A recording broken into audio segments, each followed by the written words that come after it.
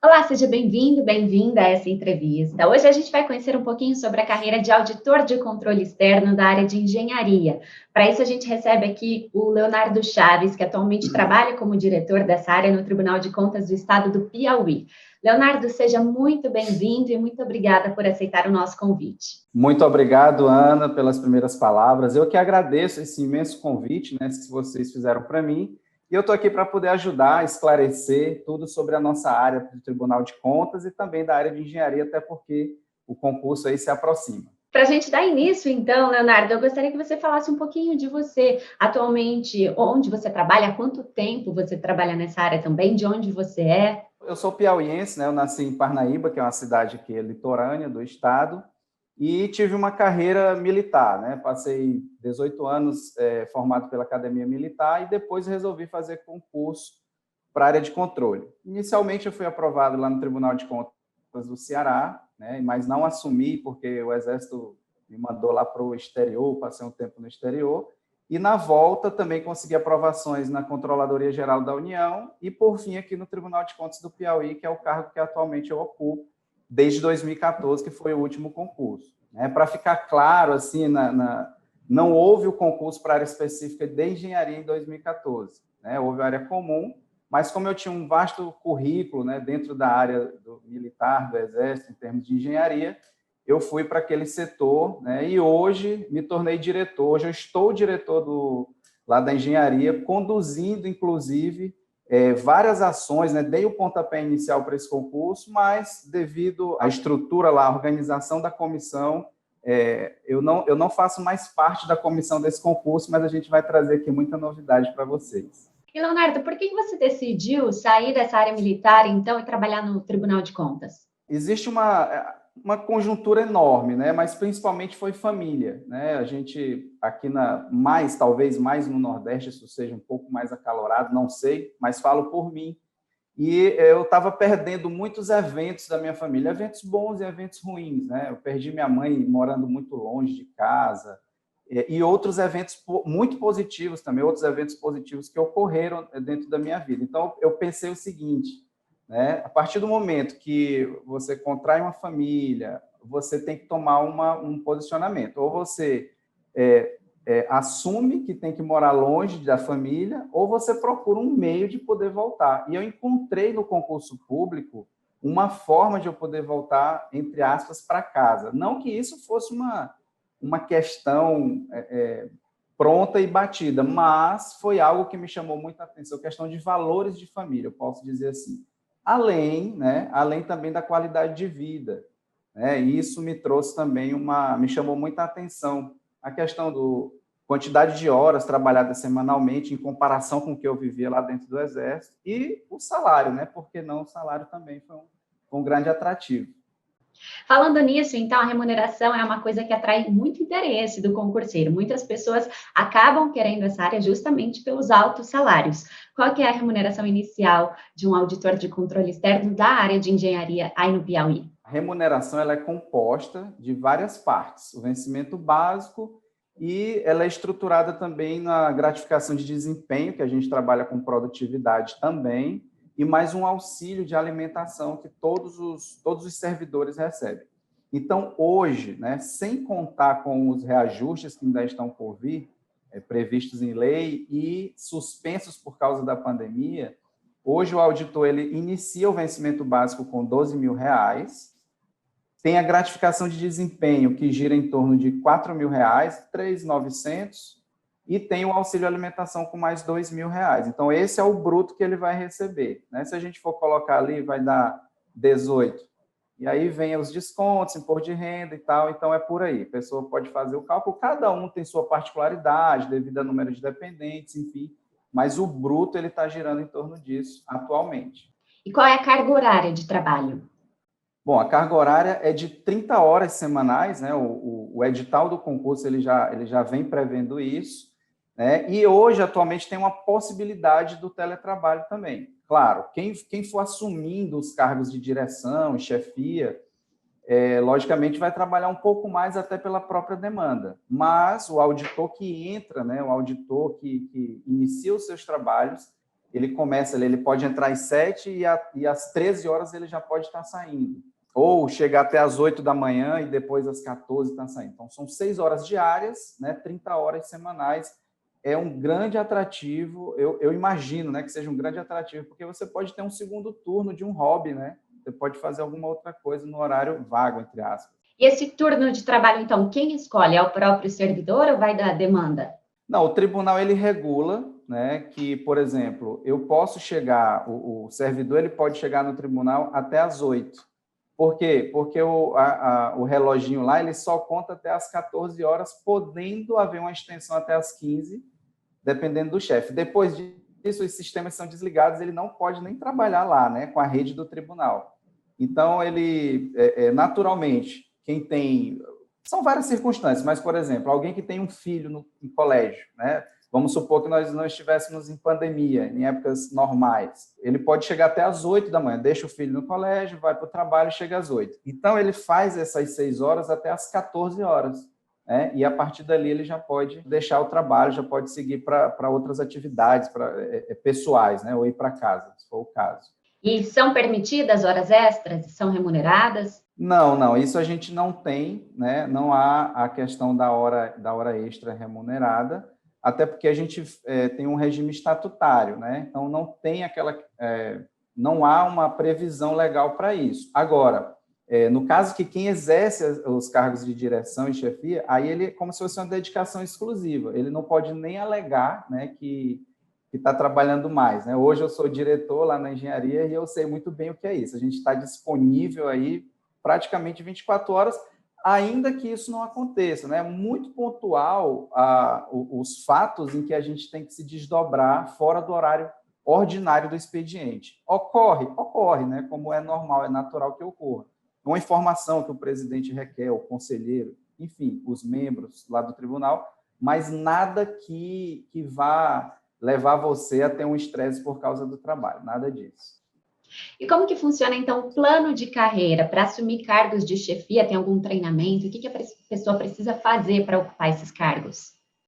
Olha, o tribunal ele tem um plano de capacitação muito bom, né? Não voltado diretamente para os cargos que irão assumir as funções de chefia, de direção, mas é natural que, desde o momento que o auditor ele entra no Tribunal de Contas do Estado, ele tenha a possibilidade de crescer na carreira, tanto na parte mais técnica, né, da área em que ele ocupa, como na área pessoal também. Existem vários cursos de desenvolvimento pessoal, né? E isso é que agrega valor, né, para que ele se prepare, logicamente, para assumir esses cargos. O ponto, o X da questão e o ponto-chave para ele assumir, logicamente, que são os seus resultados. Então, uma vez que o auditor ele demonstra que ele produz um resultado mais substancial, ele é visto pelas chefias e, logicamente, muito possivelmente, ele vai ser chamado a assumir, né, algum cargo que seja do interesse dele e dentro da competência dele. É como se fosse uma gestão por competências. Né? Depois eu posso até falar sobre a nossa estruturação e aí eu pontuo sobre isso.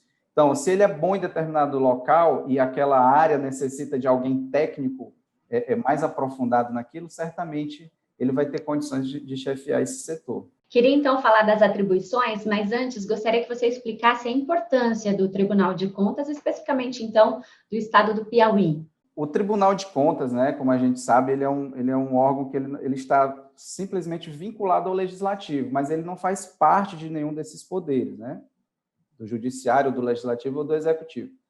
Mas a gente orbita, né, fazendo a fiscalização da aplicação desses recursos, que não são poucos.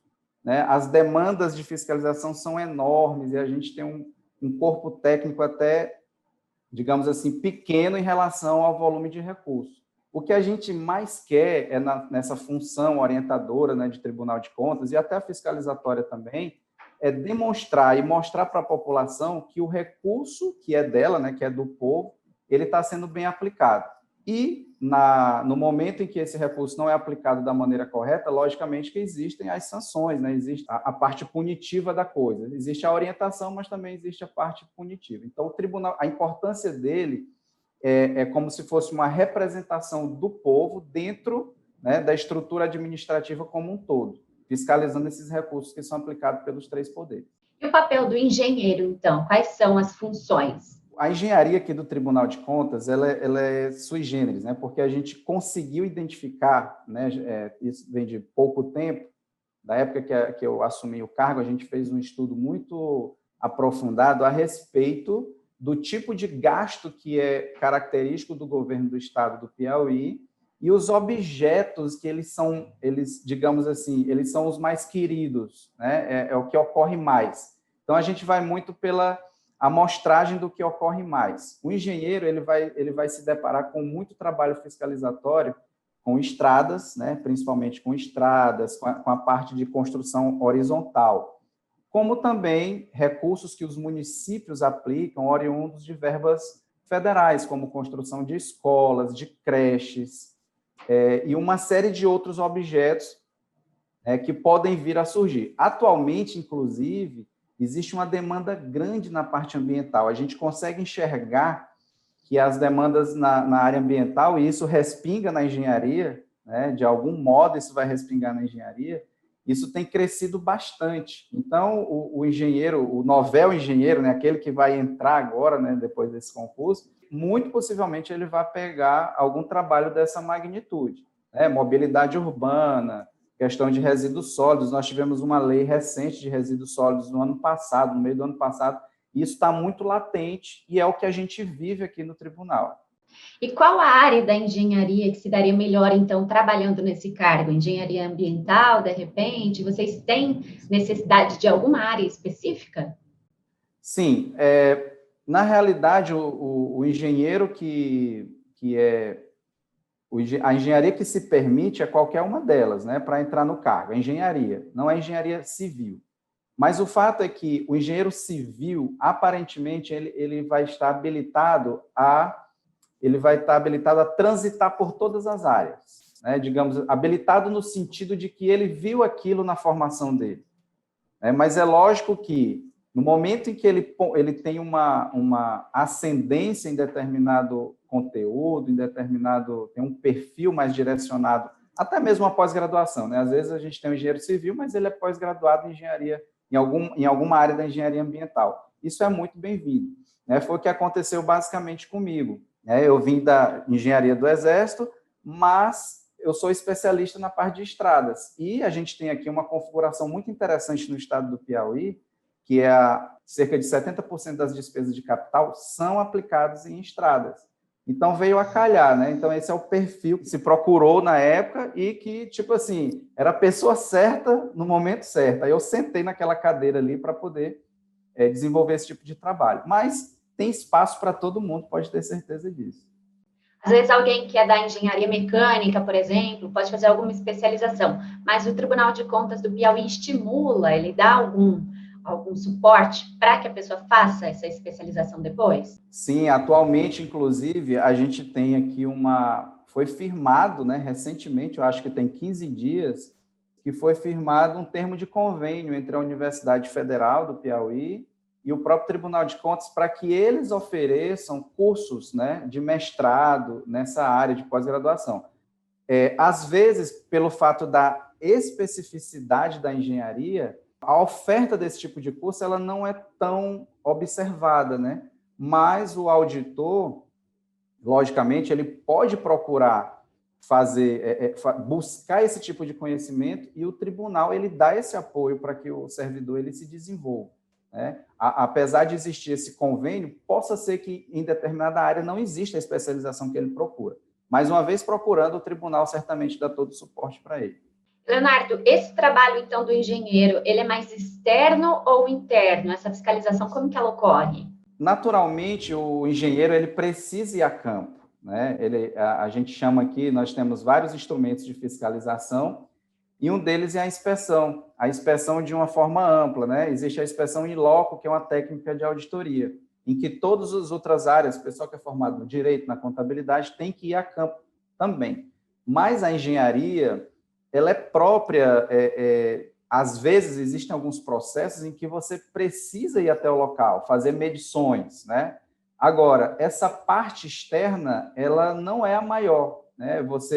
A gente mede produtividade aqui de 3 em 3 meses. Então, quando você tem um trabalho específico para finalizar junto da sua chefia, o chefe vai controlando esse cronograma. E aí, em determinada semana, ele tira aquela semana dentro desse trimestre, 1, 2 ou 3 semanas, dentro desse trimestre, para fazer esse trabalho externo. É mais nesse sentido. Mas a maior parte do tempo, o servidor engenheiro está dentro do tribunal mesmo. É um trabalho mais em equipe ou individual?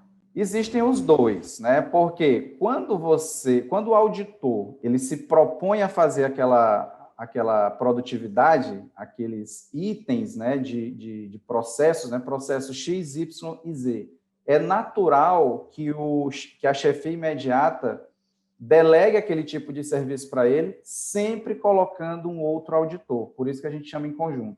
Os auditores aqui, a gente não faz um trabalho individualizado. Na realidade, todos os relatórios eles saem em conjunto. Isso é muito bom porque imagina o Leonardo e a Ana, né? Você é muito boa num determinado assunto em que eu talvez não domine e vice-versa. Quando chegam os dois para trabalhar aquilo, há uma união de esforços, né? É o ganha-ganha. E quem sai ganhando, na realidade, é o próprio tribunal, porque você tem uma qualidade desse relatório muito maior do que você teria se você tivesse uma só pessoa fazendo.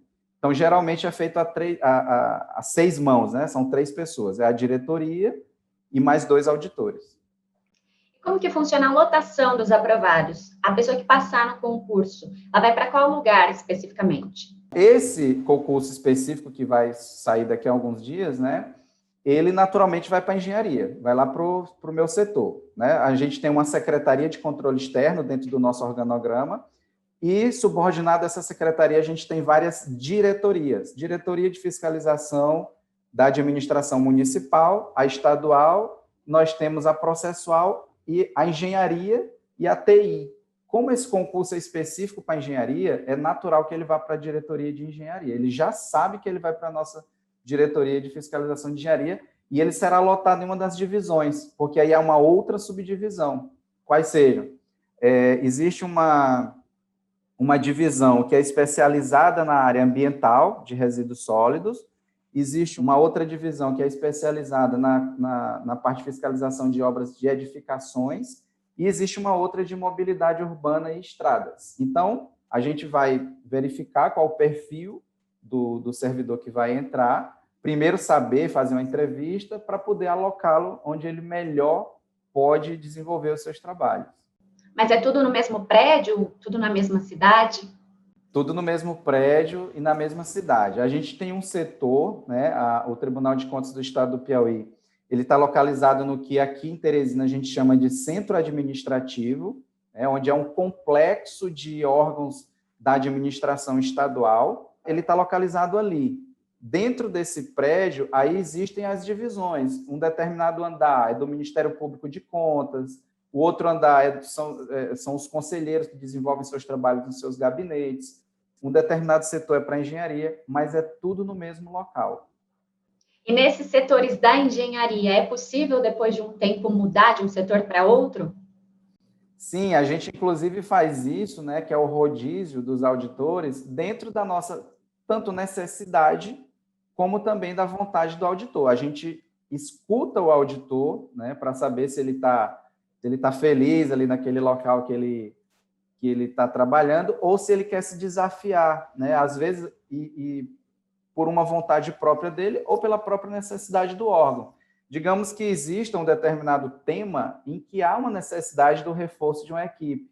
Aí a gente naturalmente faz as alocações, né? Mas isso é conversado, isso não causa nenhum tipo de trauma em termos de mudança. É muito tranquilo, o ambiente é muito suave, muito leve para a gente trabalhar. E até te perguntar, então, detalhe mais como é esse ambiente de trabalho. Bom, a engenharia está localizada, tem um setor, né? Um setor é como uma sala enorme, e aí há subdivisões lá dentro. Cada divisão com suas chefias, os estagiários, os próprios auditores. E ali a gente pode ter o nosso momento também do cafezinho, né? É natural que isso ocorra. mas é todo mundo junto. O calor humano é muito legal ali, a gente trabalha de uma maneira bem conjunta, né? E bem junta, até porque nós somos muito poucos ao todo, Quantas, né? mais ou menos? Nós somos, para você ter uma ideia, nós somos hoje 13 auditores, certo? Aí tem os cargos comissionados, né? Existem arquitetos, existem outros engenheiros que ocupam cargos em comissão e tem os estagiários. Então, atualmente, a gente tem em torno de 28 pessoas, né? 28 servidores ao todo. Então, é um ambiente bem caloroso, até porque a gente está em Teresina, né? Mas, lógico, lá dentro, ar-condicionado, equipamentos de muito novos, né? Não tem problema com isso, parte de equipamentos, a parte de pessoal também, a gente se dá super bem. Fazemos as nossas confraternizações internas quando podemos, né? Atualmente a gente voltou, né? Para explicar melhor isso, a gente voltou com todos os cuidados devidos, né? Presencialmente, uso de máscara, álcool em gel o tempo todo, com as medidas de segurança. Mas o fato é que, no decorrer desse tempo que eu estou lá, eu tenho visto realmente que há essa interação entre a equipe, né? Isso a gente não deixa cair, a gente, inclusive, estimula que isso ocorra, né? Para que tenha um bom ambiente de trabalho cada vez melhor. E o que esse novo auditor pode esperar? Como que vai ser a chegada dele? Pode ter certeza que a gente está esperando de braços abertos aqui, né? Com todas as honras, né? Primeiro porque, a princípio, né, o que a gente vai ter, a configuração atual é de uma vaga. A gente esperava, inclusive, que isso fosse estendido, mas inicialmente seria uma vaga, mais uma outra vaga, né? Eu não sei como vai ficar, só depois do edital que a gente vai poder ter a certeza disso. Mas a gente está esperando justamente por vários fatores. Um deles é o reforço da nossa equipe, né? O reforço da nossa equipe, porque a gente realmente precisa aonde não precisa, né? De um corpo de pessoal para fazer esse reforço.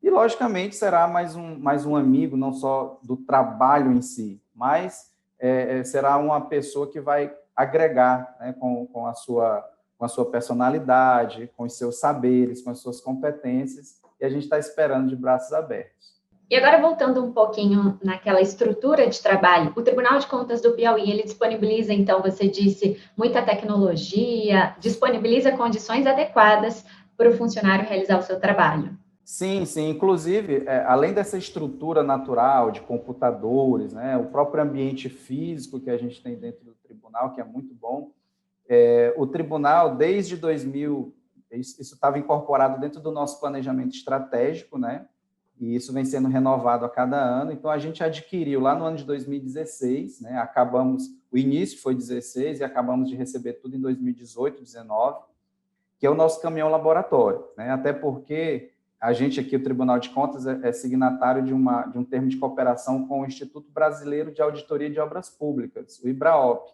E, inicialmente, eu que fiz esse contato, né? Eu era o servidor da engenharia que participava das reuniões do IBRAOP, e a gente conseguiu, né, de uma forma conjunta, em termos de ideias e do que realmente era necessário, a gente configurou e hoje atua, né, um caminhão laboratório de engenharia, é considerado aí o segundo melhor do país. Lógico, nós nos espelhamos em quem já estava na frente, que é o Tribunal de Contas do Goiás. E aí a gente hoje trabalha com esse caminhão laboratório.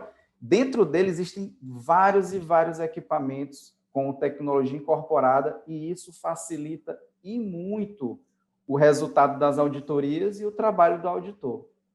Mas como que é isso na prática? O auditor vai fazer, então, a auditoria e o caminhão vai junto em todas?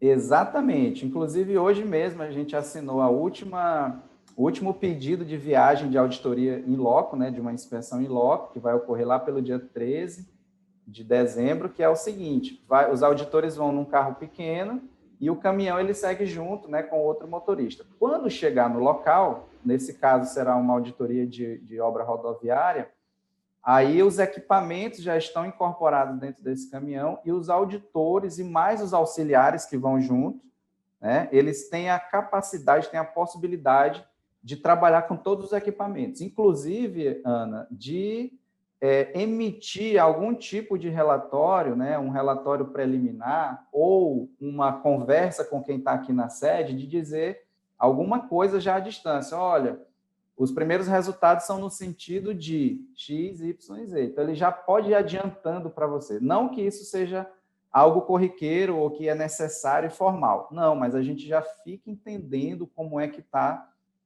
aquela obra, né, em termos de qualidade e também de quantidade.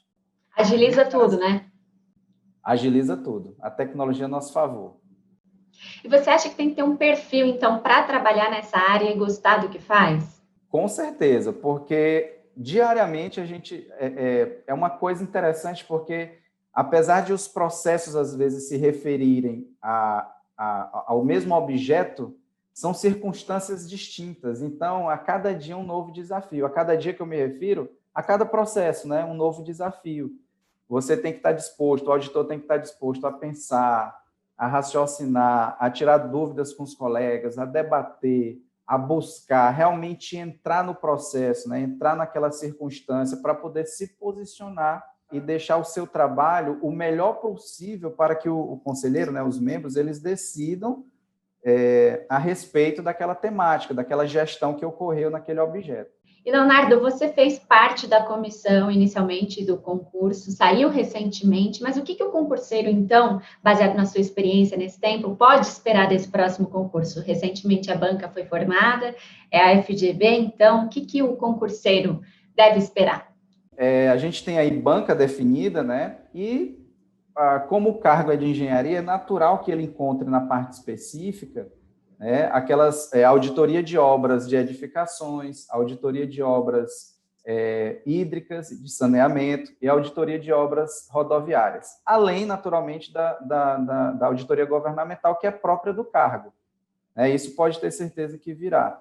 E, além disso, o que a gente percebe aqui é que, às vezes, pode parecer uma coisa generalista e dizer que o engenheiro não sabe escrever, né? Isso não é verdade. A gente tem que tirar essa impressão, talvez, de que ele não consegue colocar bem, como, por exemplo, uma pessoa do direito que está lá. E eu discordo absolutamente disso. Então, é natural, né, que essa prova ela também venha recheada ali das questões discursivas. Então, o engenheiro pode ter certeza que a parte da discursiva ela vai ser um ponto forte nesse concurso. Isso eu posso garantir. Vai ter um peso grande, então? Eu imagino que sim, na parte de engenharia, não só por saber escrever, mas o próprio fato de ele poder saber se posicionar a respeito da temática que será cobrada, né? Mas como um plus, justamente para saber quem consegue se colocar, né? Aliás, todas as provas de concurso são assim, né? Quem melhor consegue extrair o que sabe e colocar no papel vai ter uma nota melhor. Aqui também não vai ser diferente, mas o que eu estou querendo dizer é que, por ser engenharia, pode ter certeza também que essa parte vai ser bem cobrada. E a prova objetiva e a discursiva acontecerão em dias diferentes? Bom, a princípio, sim, né? A princípio, sim. Ela deve ocorrer tipo um sábado à tarde, um domingo de manhã, mas a gente tem que ver a configuração do edital. É importante que a gente consiga entender que essa parte de discursiva, se ela for muito robusta, ela não pode estar no mesmo dia, né? Então, ela muito possivelmente seja ali o final de semana inteiro, né? O sábado e o domingo só a prova discursiva, né? Muito possivelmente seja essa configuração. E tem uma previsão de lançamento do edital? Bom, a gente acompanhou agora, né?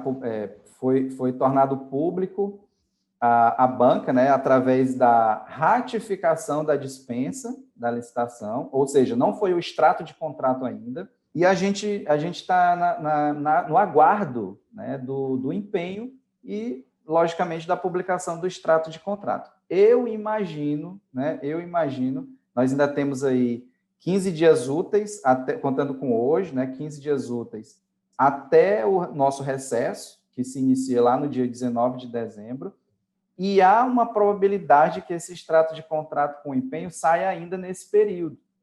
Saindo, aí a comissão, em conversa com a banca, eles devem ter montado o seu cronograma, naturalmente, e aí deve ter alguma coisa estipulada no seguinte sentido: extrato do contrato publicado, X dias depois, a publicação do edital. Como a gente teve esse período de pandemia e as tratativas ocorreram num período, digamos assim, com escassez de concursos, eu imagino que a banca já tenha isso tudo configurado. O que leva a crer que da publicação do extrato até a publicação do edital vai ser um período muito curto, né? Vai ser muito em cima. Publicação do extrato, depois publicação do edital. Esse período curto, mais ou menos, quanto tempo? Isso pode variar, mas eu imagino que se já está pronto, é 15 dias no máximo. Né? Então, em janeiro, a gente mais ou menos pode esperar, essa é a sua expectativa? Essa é a minha expectativa. Existem várias situações que a gente pode pontuar, mas isso serão só ilações, né? Se eu for dizer que ela pode sair agora, pode sair depois, infelizmente a gente não tem mais acesso ao processo e nem a conversa com a própria comissão, né? Mas o sentimento é de que esse extrato seja publicado ainda agora nesse período e o edital um pouquinho depois, né? A gente pode ter uma surpresa de presente de Natal ou, quem sabe, né, logo ali no começo do ano de 2021. Então, é hora de quem está estudando acelerar, dar um gás nos estudos. Pode ter certeza que está aí. Muita gente, inclusive, me perguntando em rede social, e eu falei, olha, só estuda, porque, aliás, estão descrentes de que o concurso vai sair, e não é isso.